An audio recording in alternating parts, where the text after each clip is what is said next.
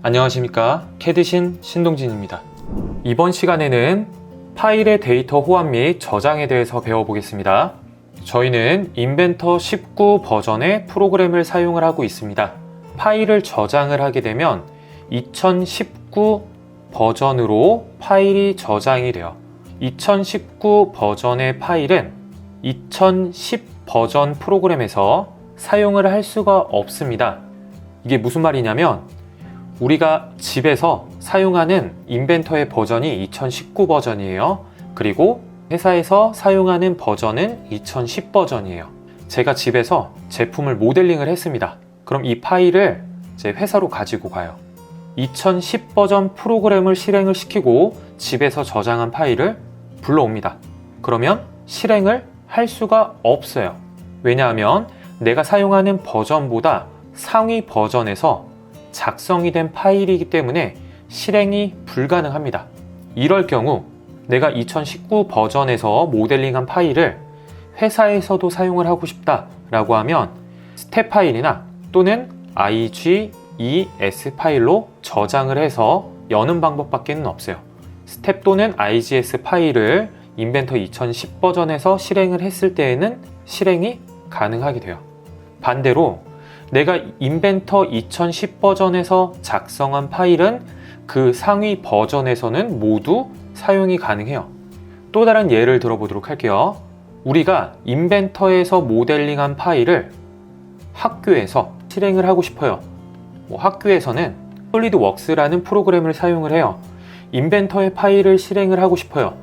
그럴 경우에는 인벤터의 확장자는 IPT 또는 IAM이죠. 그 파일을 학교로 가지고 가는 게 아니라 마찬가지로 스텝 또는 IGES 파일을 학교로 가지고 가는 거예요. 그럴 경우에는 실행이 가능하게 됩니다. 스텝 파일과 IGES 파일로 저장을 하는 방법을 배워보도록 할게요. 지난 시간에 저장했던 조립품을 실행을 할게요.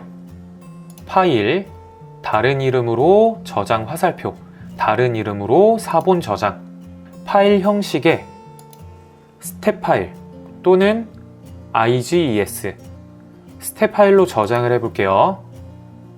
그리고 저장, 그리고 닫기. 스텝 파일로 저장이 됐습니다. 그래서 이 스텝 파일은 하위 버전에서도 모두 열 수가 있고 3D 모델링 프로그램, 다른 프로그램에서도 이 스텝 파일을 모두 열 수가 있어요. 이 프로그램을 열을 때에는 이 화면으로 드래그를 해주시면 돼요. 그리고 확인. 이러한 창이 뜨게 되는데 모델링 형상에서 와이어, 선들을 불러올 것이냐, 곡면, 외관만 불러올 것이냐, 또는 속이 꽉 찬 형태의 솔리드로 불러올 것이냐 라는 옵션이에요. 그냥 솔리드만 선택을 하고 나머지는 그대로. 저는 파일 위치를 변경을 해보겠습니다. 폴더를 누르고 우리가 저장하는 폴더에 새 폴더를 하나 만들어서 여기에 저장을 할게요. 스텝이라고 폴더를 만들어서 여기에 저장을 하겠습니다. 그 다음 확인.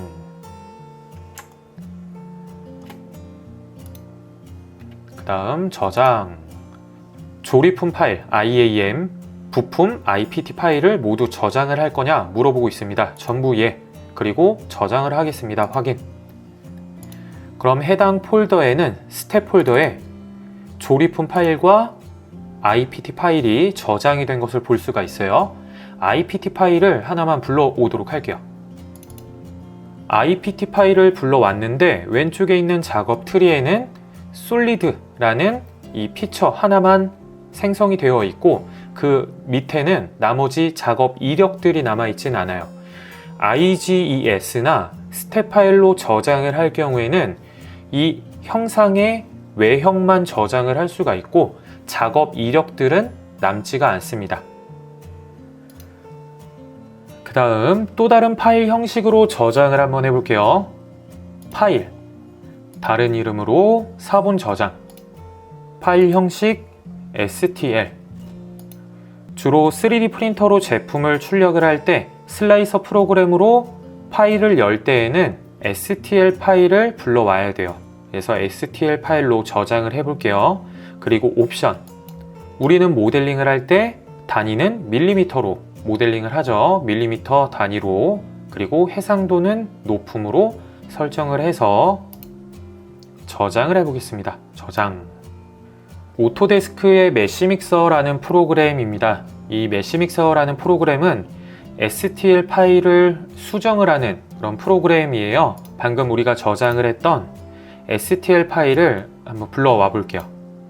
STL 파일 형식으로 저장을 하게 되면 모델링 형상은 꼭지점, 삼각형의 꼭지점, 그리고 이런 모서리 선, 이렇게 삼각형의 형태로 형상이 만들어지게 됩니다. 이런 식으로 다양한 파일 형식으로도 저장을 할 수가 있습니다. 다음 시간에는 볼트와 너트 같은 이런 표준 규격품을 어떻게 활용을 하고 어떻게 다운을 받는지 배워보도록 하겠습니다. 이상으로 강의 마치겠습니다. 수고하셨습니다.